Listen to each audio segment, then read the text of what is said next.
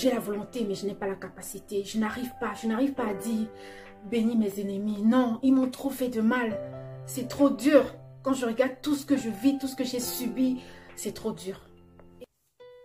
Hello tout le monde, hello la famille, hello à toi qui me regarde.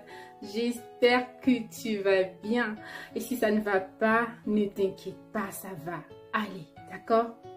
Ne promène pas de regard inquiet, mais fais confiance à Dieu. Il a dit qu'il ne t'abandonnera jamais. Fais confiance à Dieu et accepte de lui donner tout ce qui constitue de soucis dans ta vie. Et fais confiance à Dieu. Les yeux fermés, il ne te décevra jamais. Je prie afin que Dieu te fortifie au milieu de toutes ces épreuves que tu traverses en ce moment. Que tu reçoives sa paix et la force de continuer d'avancer au nom de Jésus. Voilà, je m'appelle Désirée, je suis heureuse de te retrouver aujourd'hui dans une nouvelle vidéo. Oui, c'est la suite de notre série de vidéos que nous avons commencé il y a quelques semaines déjà, où nous parlons de comment chercher d'abord le royaume des cieux. Sur ma chaîne, je partage avec toi la parole de Dieu. Je t'encourage également à marcher par la foi et dans l'amour. Je t'encourage également à avoir une intimité avec Dieu. Très important. Et aujourd'hui, comme tu as pu voir dans le titre, on va parler d'un sujet très important. C'est un sujet sensible pour ma part en fait. Et je prie vraiment que Dieu prépare ton cœur à recevoir ce qu'il veut te transmettre, ce qu'il veut te faire comprendre, qu'il dispose de ton cœur à ne pas rejeter la parole. Et je t'invite également à regarder, à écouter cette parole de façon détendue. Je ne sais pas tout ce que tu as déjà eu à traverser dans ta vie. Je ne sais pas le nombre de couteaux que tu transportes dans ton dos à cause des personnes qui t'ont blessé, qui t'ont trahi, qui t'ont poignardé. Mais je veux, par cette vidéo, en fait, Dieu voudrait par cette vidéo, à travers ma voix, te dire que c'est possible, et oui, c'est possible de vivre dans la paix. C'est possible de vivre dans la paix et de marcher dans l'amour malgré les blessures. Oui, parce que l'amour, proprement dit, selon la parole de Dieu, s'évalue quand on a vraiment été blessé. Quand les personnes à qui on a fait confiance nous ont trahis. C'est là qu'on voit vraiment si on aime. Et Jésus nous a laissé sa paix. Il a dit, je vous donne la paix, je vous laisse la paix. Non pas comme le monde donne, alors que votre cœur ne se trouble point. Donc c'est possible de vivre dans la paix. Mais c'est un choix que nous devons faire en fait. Le choix d'accepter la paix que Jésus nous a donnée. De la saisir et qu'elle soit manifeste dans notre vie. Et je prie qu'après ce message, cette paix soit ton partage tous les jours au quotidien. Peu importe ce que tu puisses vivre, que tu dis je saisis la paix que Jésus-Christ a gagnée à la croix pour moi. Amen. Donc, d'où le thème d'aujourd'hui, peut-on aimer Dieu et haïr nos ennemis? Autrement dit, est-ce qu'il est possible de dire qu'on aime Dieu et haïr nos ennemis en même temps? Est-ce que c'est possible? Que nous dit la parole de Dieu à ce propos? Et ça reste toujours dans le contexte de notre série de vidéos qui est de détailler en fait comment chercher le royaume des cieux. Dans quel sens? Dans le sens où on a vu depuis le départ que chercher le royaume des cieux, c'est d'abord chercher Dieu, de faire de Dieu notre priorité. C'est-à-dire que dans chaque situation que nous traversons dans notre vie, nous ne devons pas agir selon nos sentiments, nous ne devons pas agir selon nos émotions, selon notre éducation qu'on a reçue de nos parents ou de la société. Nous ne devons pas agir selon notre culture, mais nous devons agir selon la parole de Dieu. Donc, en face de toute situation, nous devons d'abord nous poser la question, que dit Dieu par rapport à cette situation? Que dit la parole de Dieu à travers cette situation? Comment Dieu me demande d'agir? Donc, c'est de demander à Dieu la voie à suivre en fait. Comment gérer toute situation que nous traversons dans notre vie? Et on parle dans cette vidéo, est-ce que c'est possible d'aimer Dieu et d'haïr nos ennemis? Que dit la parole de Dieu par rapport à ça? Cette personne t'a peut-être blessé, trahi, poignardé, meurtri. Peut-être qu'aujourd'hui tu souffres encore. Peut-être aujourd'hui tu subis encore beaucoup de choses par rapport à toutes ces personnes qui sont, que tu prends comme tes ennemis et tu te dis que tu as le droit de les haïr. Tu as toutes les raisons de les haïr. C'est ce que tu te dis. Mais Jésus veut apporter la lumière aujourd'hui dans tes pensées à travers cette parole qu'il veut partager avec toi par ma bouche. Donc je te prie vraiment de la recevoir avec un cœur disposé. D'accord? Donc avant de commencer, on va prendre le soin de définir ce que c'est qu'un ennemi. On a tendance dans la vie de prendre beaucoup de personnes pour des ennemis. Il y a des personnes qui peuvent nous détester à cause de notre beauté, à cause de notre façon de bien s'habiller, de bien agencer les mots, peut-être de venir d'une famille riche, ou alors pour tant de raisons en fait au quotidien, quelqu'un peut te détester pour juste parce que tu parles bien à cause des grâces que nous portons. Mais est-ce que cela fait de cette personne nos ennemis? C'est la question à laquelle nous allons répondre également dans la suite de cette vidéo. Qu'est-ce que Dieu dit par rapport à nos ennemis? Qu'est-ce qu'un ennemi véritablement? Un ennemi, c'est toute personne qui est contre le plan de Dieu pour notre vie. Un ennemi, c'est toute personne qui est prêt à tout pour t'empêcher d'accomplir le plan de Dieu pour ta vie. C'est toute personne qui est prête à tout pour t'empêcher d'accomplir la destinée qui est rattachée à ta vie selon le plan de Dieu. C'est ce qu'est un ennemi. Donc c'est très important de comprendre cela pour ne pas s'embrouiller dans les faux combats du quotidien, en fait des comparaisons mondaines de beauté, de grosses voitures et toutes ces choses en fait qui nous embrouillent seulement la vie et nous poussent juste à la distraction. Mais vraiment de mener le bon combat, comme dit la parole de Dieu, en ce qui concerne notre destinée. Vraiment cibler la véritable cible, les vrais ennemis, non pas les ennemis en fonction de ce que nous voulons atteindre sur le plan humain, de nos désirs et passions qui n'ont rien à voir avec notre destinée, mais de cibler vraiment les vrais ennemis de notre destinée. C'est de ça qu'il est question. Il ne faut pas tout mélanger, mais être focalisé et mener le bon combat. Pas le combat mondain, mais le bon combat selon le plan qui a été prédestiné pour nous. Chacun de nous avons une mission sur cette terre. Et le vrai combat, c'est de mener le combat pour réaliser la destinée qui est rattachée à chacune de nos vies. Ok?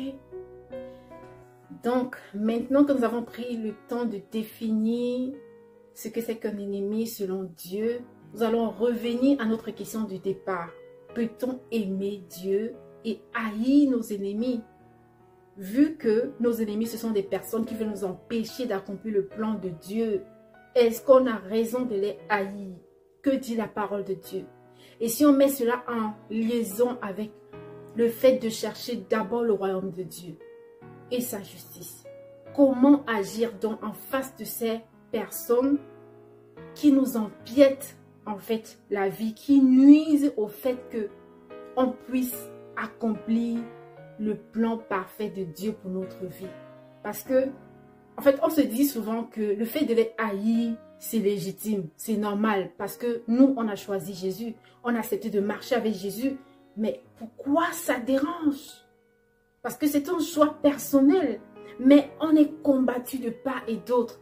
Et parfois on est révolté en fait. On se dit mais c'est mon choix. Laisse-moi vivre ma vie selon le plan de Dieu. Mais ces personnes en fait ne sont pas prêtes à lâcher prise. Elles sont prêtes à tout pour empêcher que nous vivions cela. Et le fait de les haïr, nous prenons souvent ça comme une légitime défense en fait. Mais que dit la parole de Dieu? Est-ce que nous agissons de la bonne façon? C'est important de le savoir. Que dit la parole de Dieu? Donc, on a vu que chercher le royaume des cieux était de mettre Dieu en priorité, de d'abord chercher la volonté de Dieu. Que dit Dieu alors dans sa parole concernant nos ennemis? Donc, permets-moi de te lire la parole de Dieu concernant cela. La parole de Dieu déclare dans Matthieu 5, versets 43 à 47. Aimez vos ennemis. Oh, affaire compliquée. Mais possible, mais possible. Vous avez entendu qu'il a été dit, c'est Jésus qui parle. Tu aimeras ton prochain et tu ne feras pas de cadeau à ton ennemi. Mais moi, je vous dis, aimez vos ennemis et priez pour ceux qui vous persécutent.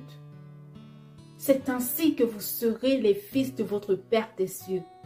Lui qui fait briller le soleil sur les méchants comme sur les bons et qui fait pleuvoir pour les gens honnêtes comme pour les malhonnêtes. D'ailleurs, quand vous aimez ceux qui vous aiment, quelle récompense méritez-vous? Même les publicains le font, et vous? Et si vous saluez seulement ceux qui sont de votre bord, que faites-vous d'extraordinaire? Les païens eux-mêmes le font. Donc, vous serez parfaits, comme votre Père du ciel est parfait. Donc, c'est ce que la parole de Dieu demande de faire. D'aimer nos ennemis, de ne pas seulement saluer ceux qui sont à notre bord. Donc, une façon de dire, c'est pas seulement ceux qui sont en accord avec nous, qui nous encouragent à accomplir notre destinée, qui nous supportent, qui prient pour nous, qui nous montrent qu'ils sont avec nous. C'est pas seulement eux qu'on doit aimer. Non, mais on doit aimer également nos ennemis. Et c'est ainsi que nous sommes les disciples de Dieu. C'est ce que dit la parole de Dieu. Donc, c'est-à-dire que à travers cela, comment chercher le royaume des cieux? De mettre la parole de Dieu en pratique. C'est qu'à chaque fois que on a un sentiment de haine, de révolte, de violence contre ces personnes qui sont prêtes à tout pour nous empêcher d'accomplir le plan de Dieu, que l'on puisse trouver la force de prier pour eux dans la parole de Dieu. Qu'on comprenne que cette haine, cette violence ne vient pas de Dieu. Parce que le diable travaille beaucoup dans les pensées. Il va tout faire pour te faire croire que non, il faut les haïr également. Il faut prier afin que le mal les arrive. Mais Dieu nous demande de ne pas rendre le mal par le mal, mais de prier pour nos ennemis, de leur faire du bien. C'est possible. Comment c'est possible? On va le voir dans la suite de la vidéo. Et donc maintenant, aimer nos ennemis. Nous allons encore revenir sur le fait de aimer, définir ce que c'est que aimer. Que signifie aimer selon Dieu? Que signifie aimer selon Dieu? Si l'on s'en tient aux Écritures, c'est-à-dire à la parole de Dieu, nous allons voir au travers de la Bible que aimer selon Dieu, c'est se sacrifier. Pourquoi? Car la parole de Dieu déclare en Jean 3, verset 16, « Car Dieu a tant aimé le monde qu'il a donné son Fils unique, afin que quiconque croit en lui ne périsse point, mais qu'il ait la vie éternelle. » Quiconque croit en lui, il n'a pas dit seulement les justes, il n'a pas dit seulement ceux-là qui prient beaucoup. Quiconque croit en lui, c'est-à-dire les bons comme les mauvais, les justes comme les pécheurs. Dieu lui-même a sacrifié son Fils unique. C'est ce que nous dit cette parole, afin que toi et moi nous soyons sauvés. Donc c'était une façon à Dieu de nous montrer l'exemple en fait, pour que lorsqu'il va nous demander de marcher dans l'amour, que par son exemple, nous puissions comprendre que lui, il sait ce que c'est que le sacrifice. Il sait ce que c'est puisqu'il l'a fait en fait.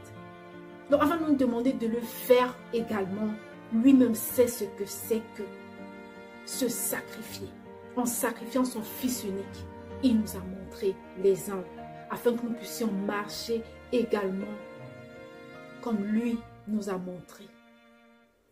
afin que quiconque croit en lui et ne périsse point. Quiconque, c'est-à-dire tout le monde, sans exception, y compris tes ennemis. Donc Dieu veut également que tes ennemis ne périssent point. Dieu veut également que tes ennemis parviennent au salut. C'est ce que Dieu veut en fait. Et ce que Dieu veut, c'est ce que nous aussi nous devons vouloir. Quand on dit qu'on cherche d'abord, premièrement, le royaume des cieux, c'est cela, c'est mettre la volonté de Dieu en premier, ne pas agir selon nos sentiments, selon nos émotions, à regarder ce qu'on nous a fait, le nombre de couteaux qu'on a derrière le dos, le nombre de poignards qu'on a reçus, mais de surmonter tout cela avec la parole de Dieu, la force que Dieu nous donne en fait, pour faire sa volonté. Chercher d'abord, premièrement, le royaume des cieux. Et quand on cherche à faire la volonté de Dieu, à prier pour nos ennemis, alors on reçoit la force en fait. On reçoit la capacité de faire ce que humainement, nous ne serons pas capables de faire.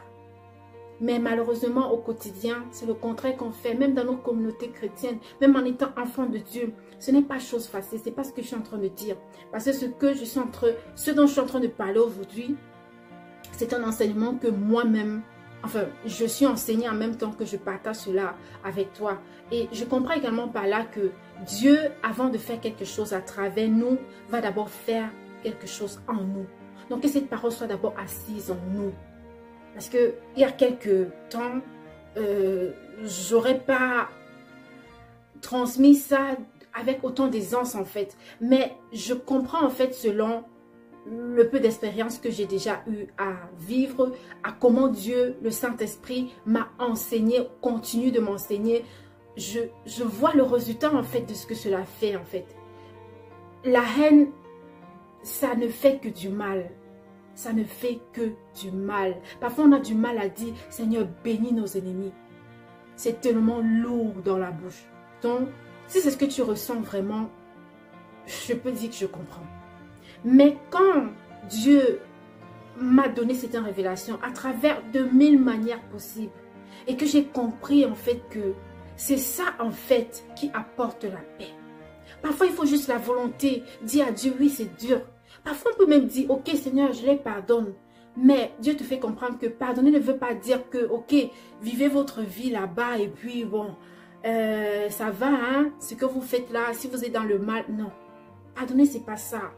Pardonner, c'est vraiment pardonner et prier afin que ces personnes qui ont fait du mal parviennent également au salut. D'arriver à les bénir, à dire Seigneur, touche-les également, apporte-les également ton amour. C'est ça pardonner, qu'on arrive à prier pour nos ennemis, à leur vouloir du bien. C'est ça mettre d'abord la volonté de Dieu en premier. C'est ça chercher d'abord premièrement le royaume des cieux. Ce n'est pas facile, mais Dieu nous demande seulement la volonté. Quand tu dis Seigneur, ok, j'ai la volonté, mais je n'ai pas la capacité. Je n'arrive pas à dire, bénis mes ennemis. Non, ils m'ont trop fait de mal. C'est trop dur. Quand je regarde tout ce que je vis, tout ce que j'ai subi, c'est trop dur. Et Dieu comprend ça, il le sait. Mais une fois qu'on accepte de dire, Seigneur, oui, j'ai pas la volonté, mais donne-moi la capacité. Essayons même de dire, comme ça, comme pour essayer, même si ce n'est pas vraiment avec le cœur. Seigneur, bénis mes ennemis. Ils ne savent pas ce qu'ils font, bénis-les. Selon ce que la parole de Dieu nous dit. Ça montre notre volonté. Et Dieu vraiment nous aide à ce qu'au fur et à mesure, ça se cultive. Et tu te rends compte au fur et à mesure que Dieu te permet de commencer à le dire avec plus de sentiments, avec plus de volonté. Tu commences vraiment à porter le fardeau. Parce que ces personnes qui te haïssent, ces personnes qui ne veulent pas te voir accomplir la mission de Dieu pour ta vie, ce sont des personnes qui ont des souffrances en eux. Ce sont des personnes qui ont également une histoire. Tout comme toi et moi, Dieu nous a ramassés quelque part. Si toi, tu as déjà donné ta vie à Jésus, Dieu nous a ramassés là où vraiment chacun connaît son histoire. Donc aujourd'hui, qui sommes-nous pour juger ces personnes? Ce n'est pas pour justifier leurs actes, mais c'est vraiment de laisser Dieu faire à travers nous ce qu'il a fait dans nos vies. Pour ces personnes. Parce que toutes les épreuves qu'on vit dans la vie, en fait, Dieu nous enseigne à travers cela. Il y a toujours une leçon à tirer. Que ce soit quelque chose qu'on vive de bien ou de mal, il y a une leçon à tirer. Tout concourt au bien de ceux qui aiment Dieu. Parfois, on traverse même les épreuves parce que demain, on va être une motivation pour d'autres personnes qui passent par là. Parce qu'on sait ce que c'est que ces douleurs. On sait ce que c'est que la trahison, les poignards. On sait ce que c'est. Alors, on peut dire non, si j'ai pu arriver, alors tu peux également. Et ce n'est pas avec nos forces. C'est Dieu qui le fait. C'est vraiment Dieu qui le fait, mon frère, ma soeur. Il y a des choses auxquelles tu arrives à surmonter. Tu te demandes, mais comment j'ai fait? Comment j'arrive même à dire ce que je dis là? C'est Dieu, c'est pas toi. C'est Dieu, c'est pas toi. Il faut juste avoir la volonté. La volonté. Une façon de dire que Dieu nous aime inconditionnellement. Dieu nous aime sans distinction. Et si nous avons reçu Jésus dans notre vie, ça veut dire que nous avons reçu cet amour. Nous avons reçu Jésus qui a supporté tout ce que... les choses les plus horribles en fait qu'on peut supporter. Par amour en fait pour nous. Alors s'il vit en nous, ça veut dire que nous sommes également capables. Nous avons besoin de volonté. À un moment également, ça a été dur pour Jésus. C'était tellement fort qu'il a crié, « Père, si tu voulais éloigner de moi cette coupe, toutefois, que ma volonté ne se fasse pas, mais la tienne. » Donc il est resté déterminé. Il n'a pas regardé à lui. Il n'a pas dit, « Ah, c'est trop dur. » Il pouvait accepter même les pains que le diable avait proposés alors qu'il était au désert, après ses 40 jours de jeûne. Mais il est resté déterminé, focalisé, malgré les tentations. Il a regardé à la volonté du Père. C'est ça, chercher d'abord le royaume des cieux. Ça ne veut pas dire que ça ne fait pas mal. Ça ne veut pas dire que tout coule bien et tout. Non. Il y a des trahisons, il y a des persécutions, il y a des combats. Mais nous savons que nous ne sommes pas seuls. Dieu a dit qu'il ne nous abandonnera pas. Il a dit qu'ils te feront la guerre. Mais ils ne pourront rien contre toi. Quand on s'appuie sur la parole, on est inébranlable. On est inébranlable. Donc on peut dire vraiment, ce n'est pas en haïssant nos ennemis que nous faisons la volonté de Dieu. Non, c'est pas ça qui est légal en fait. C'est l'amour qui est légitime pour Dieu. C'est l'amour. L'amour. Dieu ne rejette pas le pécheur. Mais c'est le péché que Dieu rejette. Car il a lui-même dit dans sa parole, ce ne sont pas les justes que je viens appeler à la conversion, mais les pécheurs. Alors si nous disons que nous sommes enfants de Dieu, disciples de Dieu, serviteurs de Dieu, nous devons ressembler à notre Père. Nous devons ressembler à Dieu. Donc chaque fois que tu ressens de la haine pour tes ennemis, pour ceux-là qui te persécutent, sache que cette haine-là, ça ne vient pas de Dieu, non. C'est le but du diable. Car le but du diable, de l'ennemi, c'est de détruire, c'est de diviser, c'est de voler, c'est de dérober.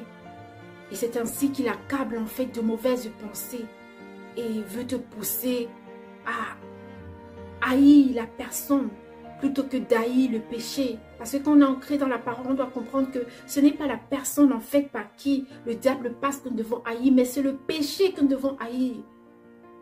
Et celui qui est derrière tout ça, c'est le diable. C'est pourquoi c'est important de savoir contre qui se battre. Et c'est ce que la parole de Dieu dit également dans Éphésiens 6. Car nos ennemis ne sont pas de chair et de sang. Ce sont les principautés, les autorités, les maîtres de ce monde obscur, les forces spirituelles mauvaises du monde supérieur. Qu'on peut dire quoi? Ton ennemi, le diable passe à travers les personnes que tu aimes même souvent. Ta famille, tes frères, tes soeurs, tes amis, des personnes que tu considères. Là où c'est que ça va vraiment faire mal, c'est pas là qu'il passe.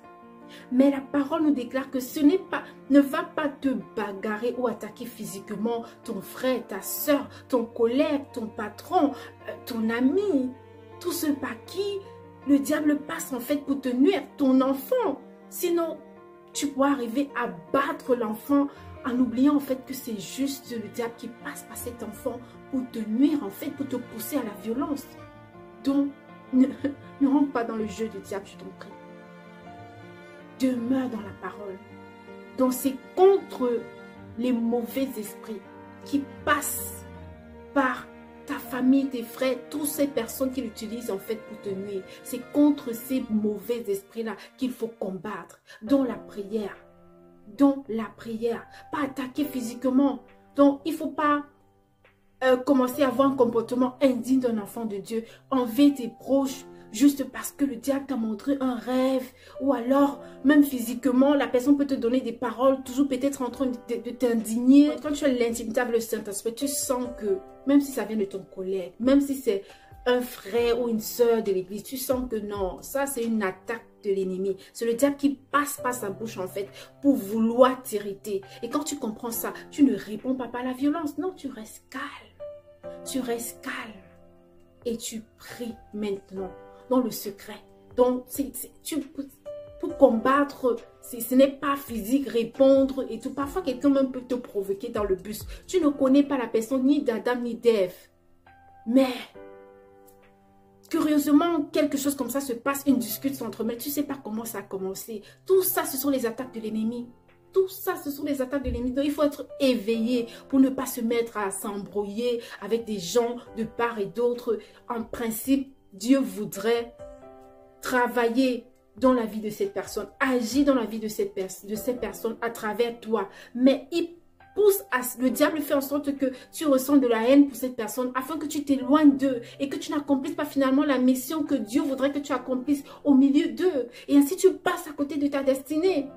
Donc il ne faut pas comploter avec le diable. Non, il faut demeurer dans la parole, de continuer de les aimer. Oui, de les aimer. Quand on vit selon la parole de Dieu, c'est-à-dire quand on pratique la parole de Dieu, quand on vit selon la volonté de Dieu, alors on est intouchable. On est vraiment intouchable.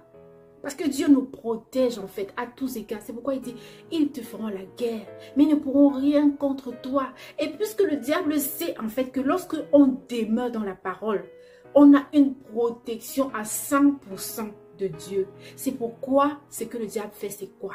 C'est qu'il s'arrange toujours qu'on ne prie pas, qu'on n'aime pas lire, qu'on n'aime pas méditer la parole de Dieu, qu'on n'aime pas jeûner. C'est pourquoi il envoie la lourdeur et toutes ces choses en fait. Il nous empêche d'avoir une intimité véritable avec Dieu. Parce qu'il sait que c'est là où se trouve la clé en fait. Notre protection, tout en fait. Le fait de pouvoir marcher dans l'amour, d'être capable d'aimer nos ennemis. Il sait que lorsqu'on a une intimité avec Dieu, c'est ce qui va se produire. Donc le diable fait tout pour qu'on n'arrive pas à cela.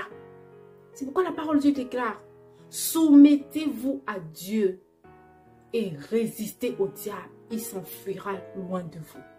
Il faut bien comprendre, ne nous limitons pas seulement résister au diable. Donc ça veut dire quoi? On dit d'abord soumettez-vous à Dieu. Donc pour résister au diable, il faut d'abord se soumettre à Dieu.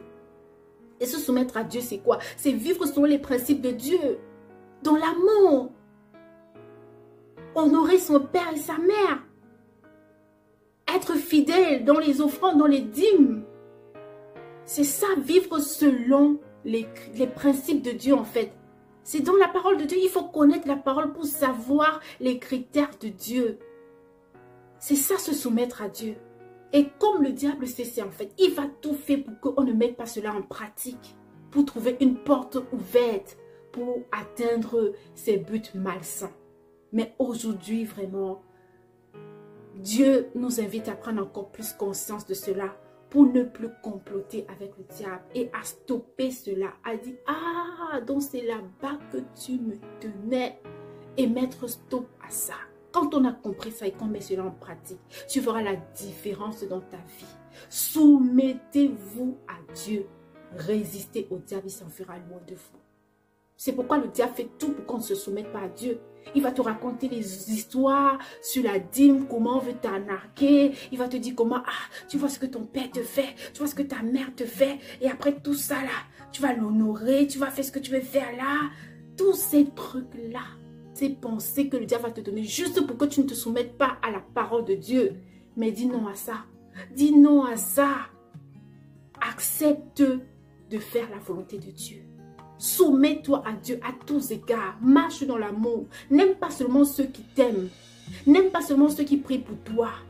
N'aime pas seulement ceux qui sont à tes côtés, qui te soutiennent dans les bons et les mauvais moments. Non.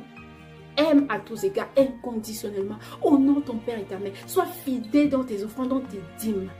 Quand Dieu te met à cœur de faire une offrande, fais-le. Parce que Dieu ne veut pas nous dérober. Non, au contraire. Au contraire. Donc, il faut vraiment comprendre cela pour vraiment résister au diable. C'est ainsi qu'on ferme les portes au diable, en étant soumis à Dieu. Beaucoup de personnes, y compris les enfants de Dieu, moi-même j'ai été victime, donc Dieu est encore en train de travailler. Beaucoup d'enfants de Dieu, beaucoup de personnes tombent dans ces pièges de l'ennemi. Ils combattent la chair plutôt que de combattre le mauvais esprit, les démons qui agissent à travers les humains. Mais aujourd'hui, en recevant cette parole, réveille-toi. Réveille-toi et dis non. Dis non à cela. Ne laisse pas le diable t'empêcher de faire, d'accomplir ce que Dieu attend de toi à force de vouloir combattre contre la chair. Non. Ce n'est pas tes collègues, tes amis, tes frères, tes soeurs ou même tes parents que tu dois combattre. Non, tu dois combattre tous ces esprits qui agissent en eux. C'est contre les principautés. Donc, c'est très important de comprendre cela. On a l'habitude de dire, Dieu nous a appelés, voilà. Dieu a une mission pour notre vie, c'est vrai. On a l'habitude de dire, on sert Dieu. Mais la vérité, c'est que on sert Dieu auprès des hommes. Parce que ce que Dieu veut, c'est que tout le monde soit sauvé.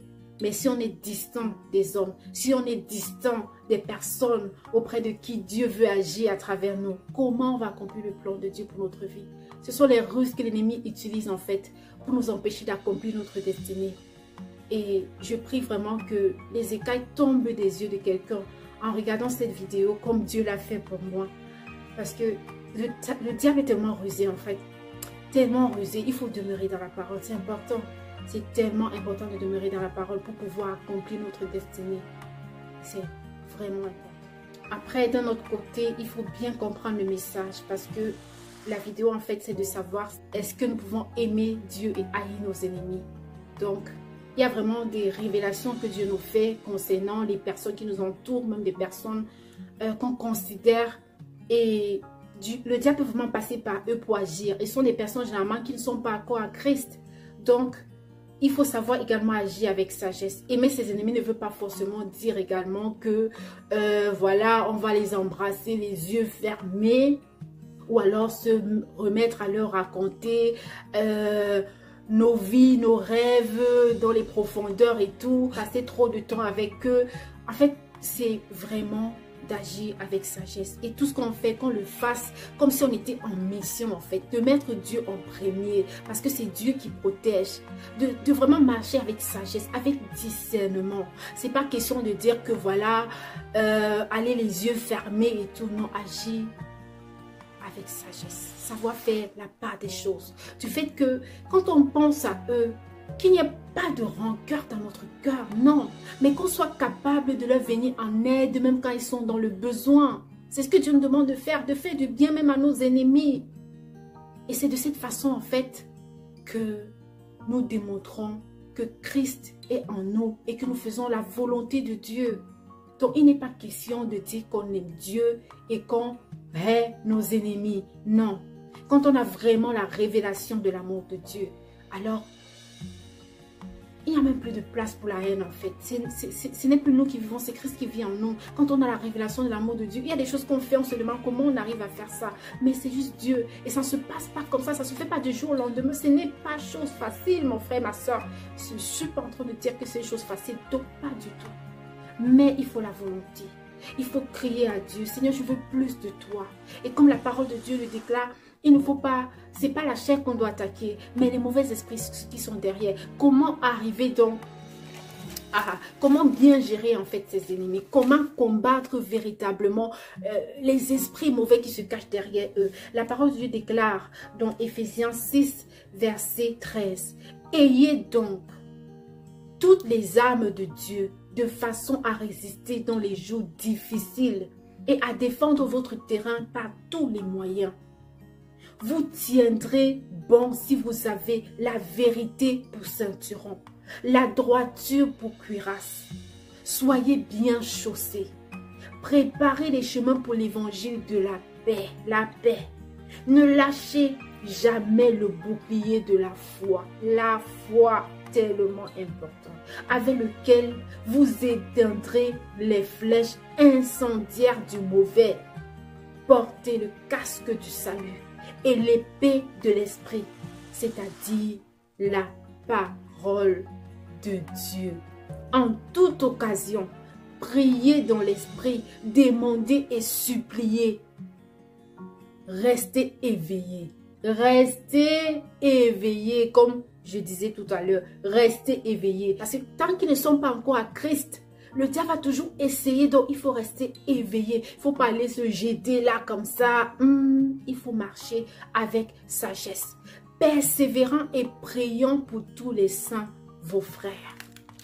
Ok? Donc, la foi, la paix.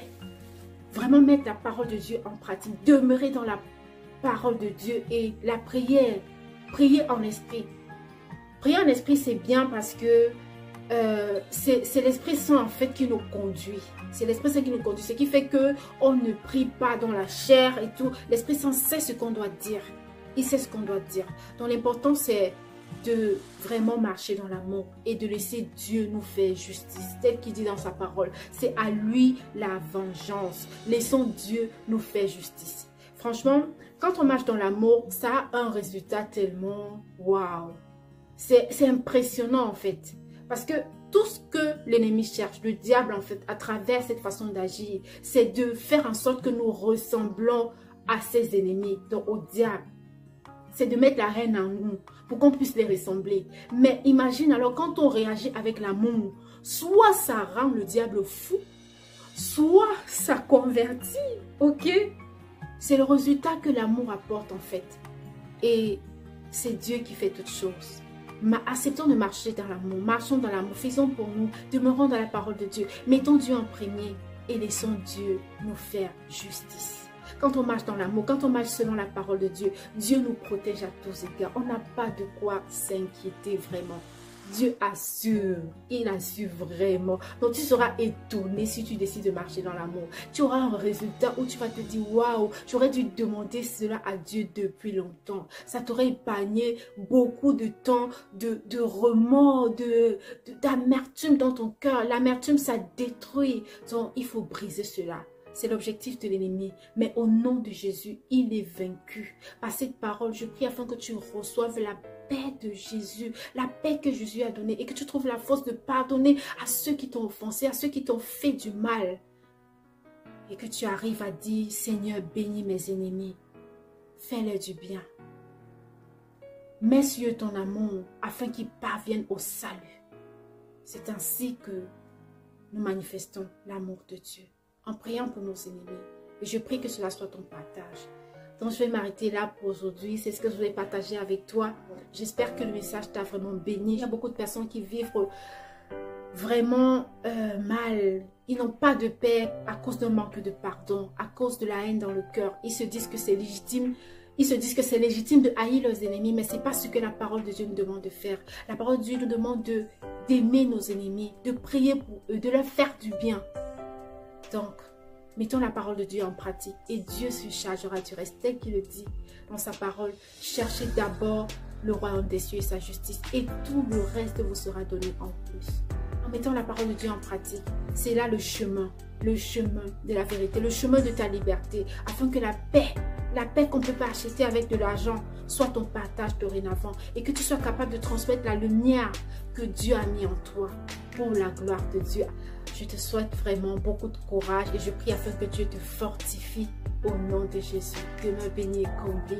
Et on se dit à la prochaine dans une autre vidéo par la grâce de Dieu. Prends soin de toi.